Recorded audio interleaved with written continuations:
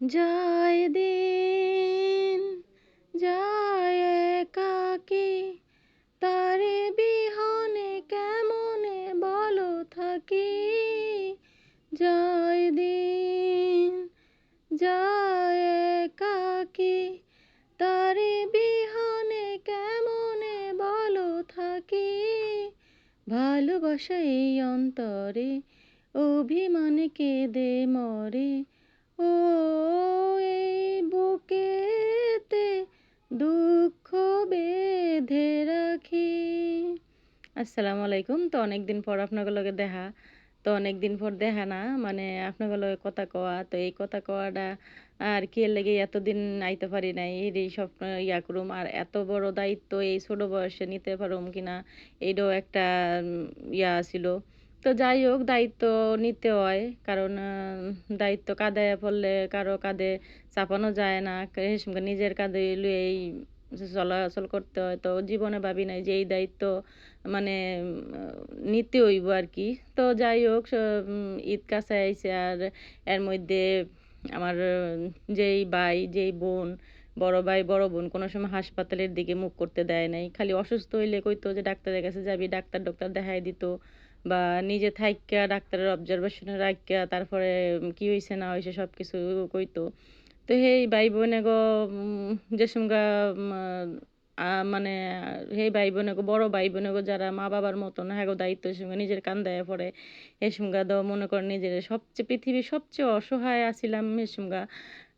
কারণ এই অসহায় বোধ আমারে খুব করে লইয়া গেছে। তো এই অসহায় বোধটা কি এডি আপনাকে লগে কই। কারণ ঈদও কাছে আইছে আর এদিক দিয়ে আমার বড় ভাই মানে ভাইয়েগো মধ্যে যে ছোট আরকি। এই বড় ভাই ব্রেইন স্ট্রোক করছে। তো ব্রেইন স্ট্রোক কইরা খুব খারাপ অবস্থা মানে একবারে রক্তক্ষরণ হয়ে গেছে গা। তো যাই হোক ঈদও কাছে আইছে আর এদিক দিয়ে ভাইয়ের এই অবস্থা। তো দায়িত্ব কইলাম না দায়িত্ব কিছু দায়িত্ব এড়ায়া যাওন যায় না। তো এড়ায়া যাই নাই কিন্তু নিজের আমার মানে মন মানসিকতার দিক দিয়ে খুবই ভাইঙ্গা পড়ছিলাম। কারণ অভিভাবক যে সমগা মানে অসহায় হয়ে জায়গা হে সমগা বুঝেন যে যারা সন্তানেরা আছে তাদের হ্যাগো কি অবস্থা হয়। তো যারা এই পরিস্থিতির মধ্যে দিয়ে গেছেন হ্যাঁ অবশ্যই জানবেন। তো আমিও এই পরিস্থিতির মধ্যে দিয়ে গেছি। যার কারণে মানে মন মানসিকতা আছিল না ভিডিও দেওয়ার। তো অনেকদিন পর আপনাদের লগে কথা কইতাছি, ভিডিও করতাছি। ভিডিওগুলো আগের করা এর লেগে আপনাদের লগে এটার ভয়েস দিলাম হইলে হয়তো অন্যভাবে কিন্তু আজকে অন্যভাবে দিতেছি। তো যাই হোক ঈদের সানরাইতে আমার ভাইয়ের অপারেশন হয়। তো এদিক দিয়ে গরু-টরুও কিনা লাইছে। মানে কি ঈদ করুম আর কি সানরাইজ করুম মানে সেইদিকে কোনো আ আমগো মানে কারোরই খেয়াল আছিল না। ভাই, ভাবি বা বাতিজা, বাতিজি যারা আছে মানে সবাই মানে এমন একটা পরিস্থিতি কইলাম না যে এমন একটা পরিস্থিতি যে এই পরিস্থিতির মধ্যে পড়ছে হ্যাঁ, অবশ্যই বুঝতে পারবো যে এই পরিস্থিতিগুলা কিভাবে সামাল দেওয়া যায়। আর এমনই পরিস্থিতি হইছিল যে কোনো সময় হয়তো আমগো কাটা ফুটলে যেই ভাই কইতো চল ডাক্তারের কাছে যাই, নিয়া যাই। ডাক্তারের কাছে নিলে কাটা বাইর করে দেয়। হেই ভাইয়ের যে এত বড় একটা আ দুর্ঘটনা ঘটবো। তো যাই হোক আল্লাহ পাকের কাছে লাখ, লাখ শুকরিয়া।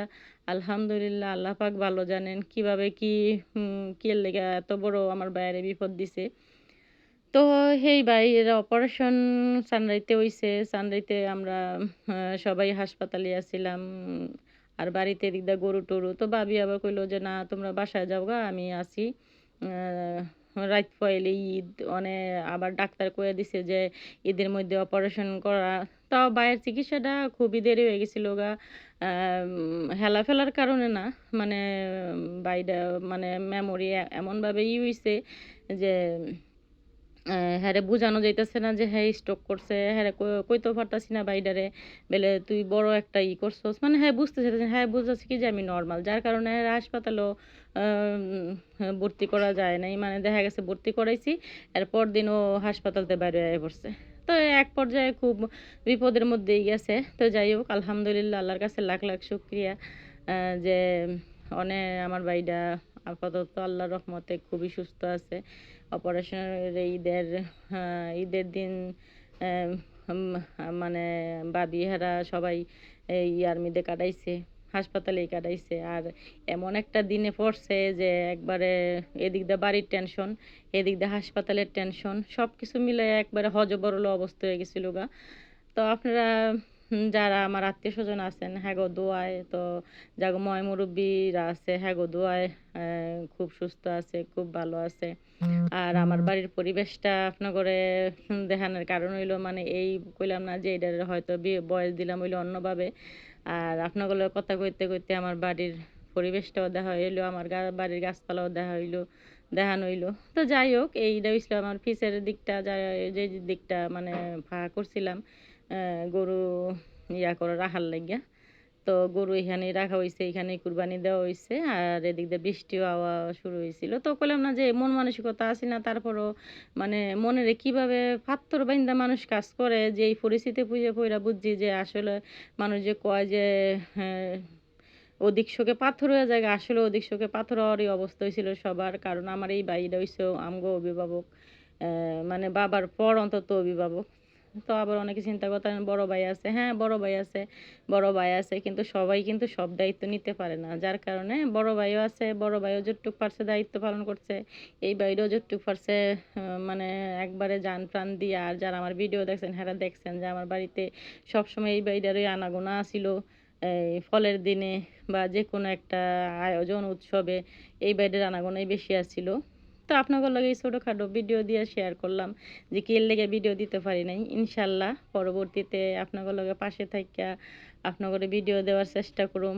আর সবাই আমার ভাইয়ের জন্য দোয়া করবেন যাতে আল্লাহ পাক যে সুস্থতা দান করছে আল্লাহর কাছে আবারও লাখ লাখ শুকরিয়া আল্লাহর দরবারে আলহামদুলিল্লাহ যে আল্লাহ পাক পরীক্ষা নিছে, পরীক্ষার মধ্যে পাশও করাই দিছে। তো আল্লাহই ভালো জানেন কোন সময় কার কি হয়। তো সবাই ভালো থাকবেন। সবাই আমার ভাইটার জন্য দোয়া করবেন, আমার জন্য দোয়া করবেন। আপনাকেও পাশে যেন সবসময় থাকতে পারে।